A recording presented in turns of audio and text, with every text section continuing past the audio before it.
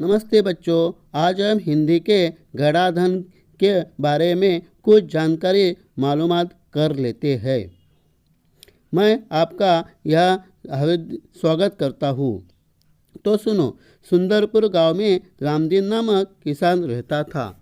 वह किसान रामदीन स्वयं तो बहुत ही परिश्रमी था। उनके 4 बेटे थे। उसके चारों बेटे बड़े आलसी थे। हर समय इधर उधर बैठकर गप्पे मारा करते थे, घुमा करते थे। रामदीन उनके इस अल्लड़पन से परेशान था। उसे हमेशा बेटों के भविष्य की चिंता सताया करती थी।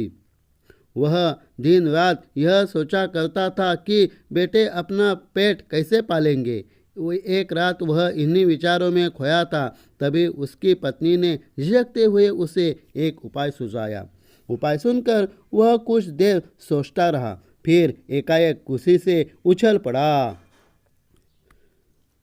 अब अगली सुबह रामदीन ने अपने चारों बेटों को बुलाकर कहा, मैं और तुम्हारी माँ तीर्थ यात्रा पर जा रहे हैं। हम 2 तीर्थ यात्रा पर जा रहे हैं। मैंने खेतों में धन गाड़ कर छिपा रखा है। यदि कोई ज़रूरत पड़े तो उसे निकालकर उपयोग कर लेना। गड़े हुए धन की बात सुनकर बेटे खुश हो गए। उन्होंने अपने पिताजी को खुशी खुशी तीर्थ यात्रा पर जाने के लिए कह दिया। वे मन ही मन खुश हो गए कि अब कुछ दिनों तक पिताजी का बंधन भी उन पर नहीं होगा। रामदीन के जाने के बाद कुछ दिनों तक तो सब कुछ सामान्य चला रहा, पर उसके बाद पास का धन और घर का धान्य समाप्त होने लगा। अब चारों भाइयों को चिंता हुई। उन्हें अपने पिताजी की कही बात याद आ गई कि जरूरत पड़ने पर खेत में गड़ा धन निकाल लेना।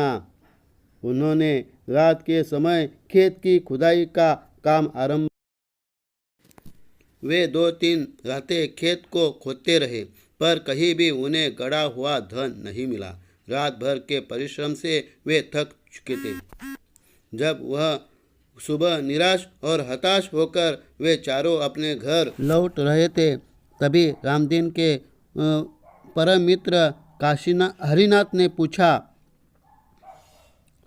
तुम सब थके हुए क्यों हो? कारण जानने के बाद हरिनाथ ने उन चारों को सलाह देते हुए कहा, तुम लोगों ने खेत तो खोद ही लिया है, अब उसमें बीज भी बो दो। चारों भाइयों के उदास चेहरों पर खुशी की लहर दौड़ गई। उन्होंने हरिनाथ के कहे अनुसार ही किया। खेत में नन्हे नन्हे अंकुर निकली आई। उन चारों के मन में उत्साह जाग गया। उसका परिश्रम रंग लाया। वे निराई गुड़ाई करने लगे। फसल बहुत अच्छी हुई। हरिनाथ काका को धन्यवाद देकर वे फसल को बाजार में बेचने के लिए जाने की तैयारी में जुट गए। उसी समय तीर्थ यात्रा से उनके माताजी और पिताजी लौट रहे थे। गाड़ी में अनाज के बोरे देखकर रामदीन ने कहा, अब तुम्हें खेतों में गड़ा हुआ धन की बात समझ में आई होगी।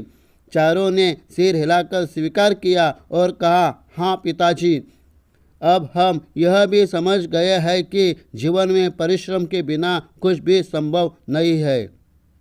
धन्यवाद।